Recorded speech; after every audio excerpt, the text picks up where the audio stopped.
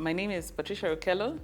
I'm the co-founder of Kayana Create, which is a space for female entrepreneurs to come together and support each other. We focus mainly on entrepreneurs that are in the ideation stage of business, which is really the stage where the idea is more or less in your head and you've tested it a little bit in the market, but maybe you've not really concretized your business in terms of planning and projections and understanding how you make money within your business. And so when the women come through Kayana's doors, we take them through capacity building of their businesses in various interventions, including a training program. And we also, do a lot of networking and a lot of interactions within what we call peer-to-peer support within the space, yeah. So my background is, I've been in business for 21 years now. I studied fine art at the university. I went to university here in Kenya at KU, and that's where I studied fine art. All through university I worked, and I worked in a graphic design company. Actually, we started the business from scratch. So I had experience in terms of that. What we were doing in KU at the time was very theoretical, and I was fortunate to have a mentor who then invested in training us through what we call graphic design programs at that time. So by the time I graduated, I was very ready for the market. I worked in a media house for a year and then ventured into business. I mean, I don't want to say it took the path of least resistance, but I was always an artist. I mean, since I was a child, I loved to draw. I loved being creative, and yeah, I didn't deviate from really the things that I was good at. Yeah. So after uni, I graduated from university very many years ago. It will reveal my age. Probably some of you here were not born, but yes. And immediately, so I worked all through uni. So for my 4 years I was in university, I worked through uni. And then at that time, NTV was just about to open their TV division. And I applied for a job as a producer there. And I got the job, but we were not hired until almost 15 to 16 months later because they didn't have their license at the time. So during that period, I continued to work in my previous job until I now then got the license, and I joined NTV as one of their first employees and worked there for a year. That's the same year I got married, and my husband was not living in Nairobi at the time, so I moved to Mombasa and started my married life as what I thought was going to be a housewife. But instead I got into business because I think when you're gifted and you have a skill set, it's very difficult for you to just sit at home. You'll find that your phone is ringing and people are asking you to do things. So that's just generally what happened to me. I would get called by people in the corporate space to do work for them, and it just organically grew into the business that is still running to date, yeah. Because, Kayana is only 3 years old. Yeah, so it's one of my younger ventures, I would say. And it did come about when I looked at how I got into business. I started thinking that there's so many other women out there, there's so many Patricias out there who are probably giving up, very well trained, very gifted, and giving up a career because of various reasons. And many times for women, it's that we're getting married and we're starting families. So in 2014, I had the experience of traveling to Florida, where I was awarded an award known as Enterprising Women, along with other awardees. And during that time, I had a really pivotal moment in my life where I interacted with very, very successful entrepreneurs in the US. And I kept thinking, how can I replicate this model where young entrepreneurs are meeting other established entrepreneurs?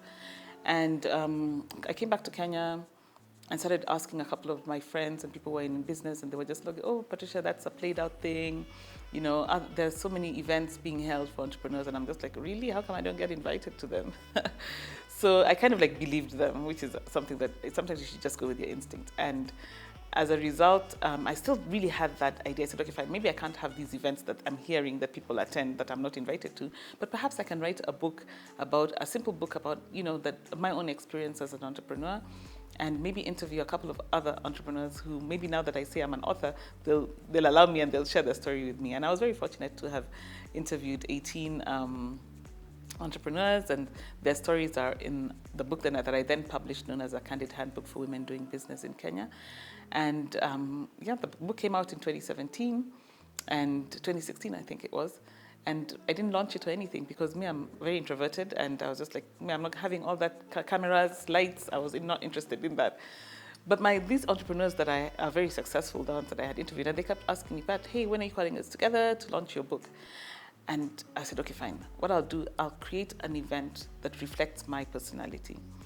And it had to, for me to have that event, it had to be small, it had to be intimate, and we had to remain authentic. And I called it Candid Conversations, Circles Women in Business, because that's what I wanted. I wanted us to have candid conversations as entrepreneurs. And we sent out the invitations, and I had expected 25 people. I remember even when I ordered I booked the space, I said, okay, we're about 25 women, we're keeping it intimate. But I had over 57 women who had confirmed attendance. So we even had to move to a larger venue, and we had the event. And after seeing the excitement and just the reception of the event itself, it stirred up something in me, and I'm just like, you know what, maybe I'll have another one next month and see if is this a fluke or is it a real thing? And we had the next one, and it was just as big, and then we had the third one, and it was like now 90 women in the room.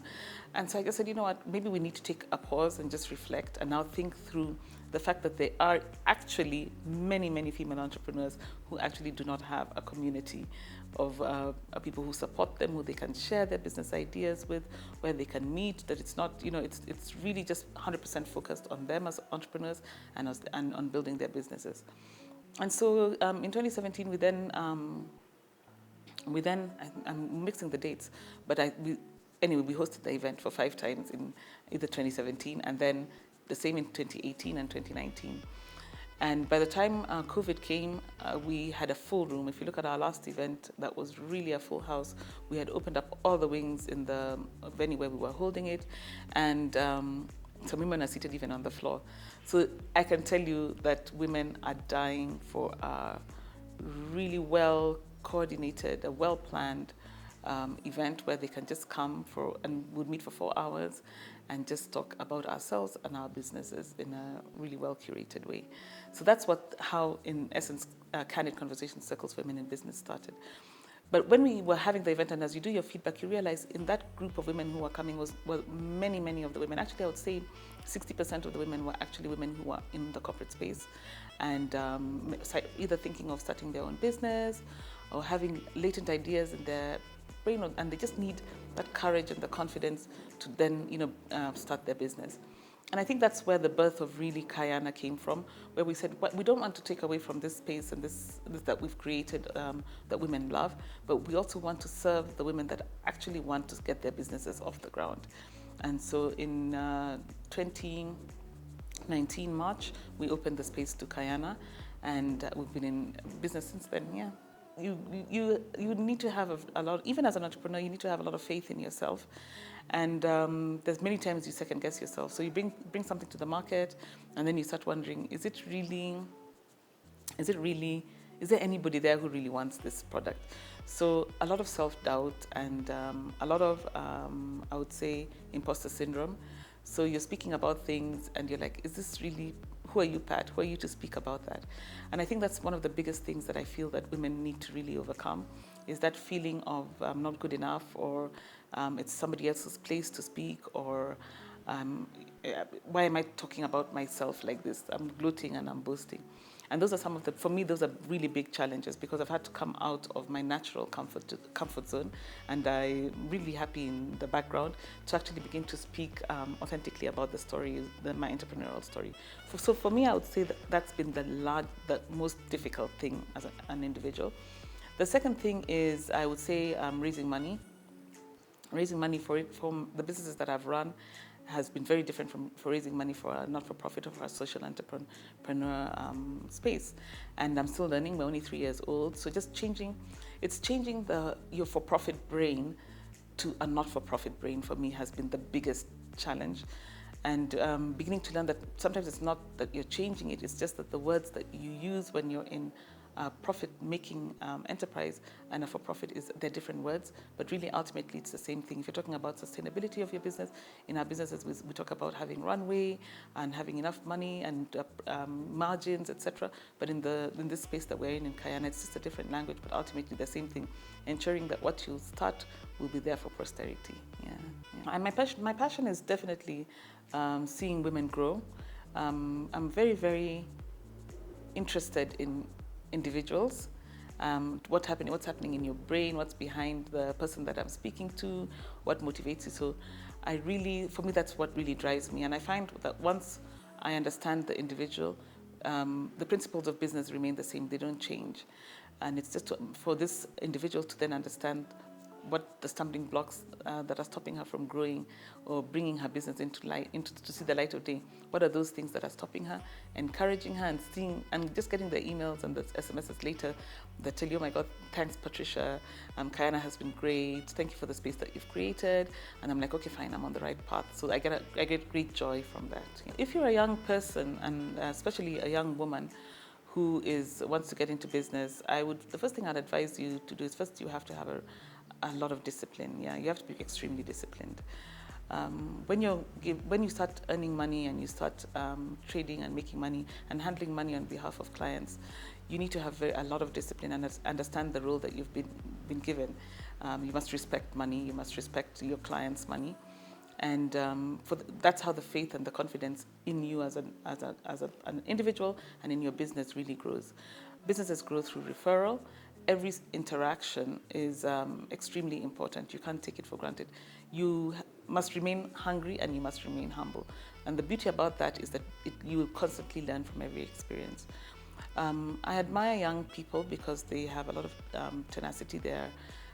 Many young people don't want to work in an organization for a long time. Some of us, when we were looking at being employed in agency or in the jobs we had, we thought those are the jobs we were going to have for the rest of our lives. But we're seeing with this younger generation that there's a drive. We're in a space you want to learn and you want to leave.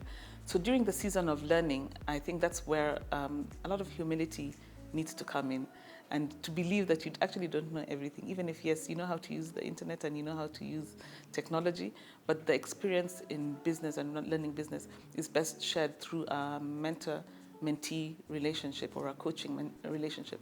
And I feel that if you're willing to learn and you're willing to get mentors and get coaches and just to listen for that season that you're in, there's so much you can learn from it. Yeah, I think that's a very, very a lesson that I hope young people will embrace.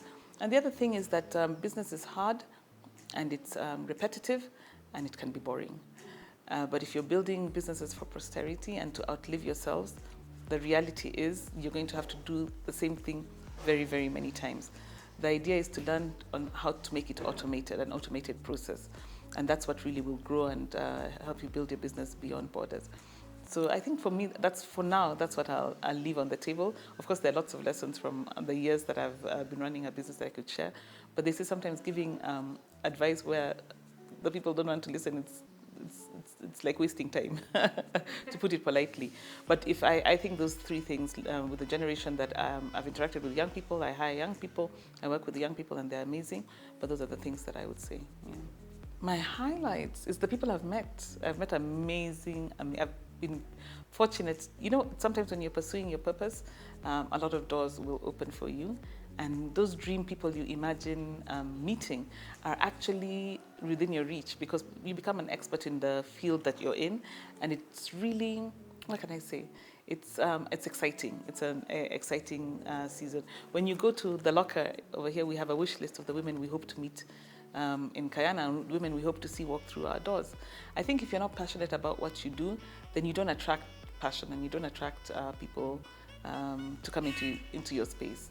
So for me, that's a big thing. I've really been very excited about the women that I've managed and I've met, and those I'm yet to meet, who have done amazing things. Yeah, success. I think success is being able to, sleep at night. This is extremely important. Sleep at night with your conscience clear. And this is extremely important because I'm speaking to a younger audience. Sometimes in our pursuit for wealth and in our pursuit for cash, we compromise a lot of our value system, and the things that really set us apart sometimes are those value systems. So I think if you can successfully run a business in this environment that we operate in here in our country, and be able to sleep at night and just be contented and happy with what you get in in an honest way, for me that's real success, because you're tapering ambition, you're tapering a cutthroat mentality of winner takes all, and believing that there's enough for everybody, which is a big thing, and we'd call it abundance in our space. If you believe those things, I think then you're successful, because being able to be satisfied, even as a successful and an ambitious person, and being able to just say that, look, I'm willing to do this, but I'm not willing to give everything in order to get it. For me, that's a big thing. It's a difficult place to reach, but it's, yeah, for me, that's really, I admire people who are like that. I use my father as an example, who had a job. He worked in government all his life, but he never stole a single cent, and I can say that confidently. He's left us with a lot of goodwill. I mean, he's still alive today, and I'm very fortunate for that. But has left us with a lot of goodwill. His name doesn't carry any. He worked in the service, so he has promoted a lot of people, and he gave a lot of people jobs. And I think that's the real legacy that people should aim to leave behind after our season in this earth has gone. And for me, that's really, truly success. Yeah. Taking time to introspect. I think that's a big thing. Know who you are, know your strengths, know your weaknesses. It's extremely important to know your weaknesses, because then you can guard against falling, a victim to your weaknesses. When you'll be able to see the alarm bells, and you'll be able to see the red flags. So you have to take time to just love yourself and understand yourself. And then you have to have goals. I think goals are extremely important, especially for people who are ambitious and want certain things in life. You have to have goals, and you need to lay a roadmap towards them. The roadmap, I always say, is not fast. It's not the only track you're going to follow. There'll be very many things in life that are going to distract you. But if you have at least some kind of blueprint that guides you, you're very likely to get those steps to success. Why are the blueprints important? Because you'll be able to identify mentors, you'll be able to identify coaches, you'll be able to identify things that will, red flags as we call them, opportunities. You'll be able to see where there are opportunities, and you'll be able to say no to the things that are not going to help you get to your goals. So Kayana is the keeper of keys. Yeah, you can Google it. This is the key. These are the keys to your to your dreams, and to the things that you hope to achieve as a female entrepreneur. Kayana is also my children's names. Yeah, so it's an ode to young women who are ambitious and want to see themselves beyond where they are now. So I think that's a great thing. Yeah. When you're doing the things that you love, you don't notice how many things you're doing. So I try to narrow myself. When somebody's speaking to me, I'm like, okay, so you're talking to me about Kayana, right? But we have the Kenya Cottage Industry Expo, which we host once a year for people in the cottage and micro businesses, which is great. We host it every October. We've had it for now 3 years. I've talked about candid conversations. We host a number of masterclasses also here in Kayana that help entrepreneurs. You just plug in. Now we do them virtually. Initially, when we started, it was a face-to-face event, but now it's virtual. And then we have a number of publications that we publish every year, 4 times a year, which includes Kayana News, which is our most popular publication, but we actually have a Home Biz magazine and a Home Biz catalog. And the catalog is a listing of businesses that trade on Instagram and Facebook. Simply because the Facebook and Instagram algorithms are not going to show you all the businesses. They'll show you only what you're interested in. So we kind of have a catalog that helps, especially for corporates that want to specifically support and buy from small and micro businesses. We have that we produce once a year, a listing that we update once a year. So yeah, those are some of the things that we do under Kayana. We're here on the 8th floor CMS Plaza off Chania Avenue.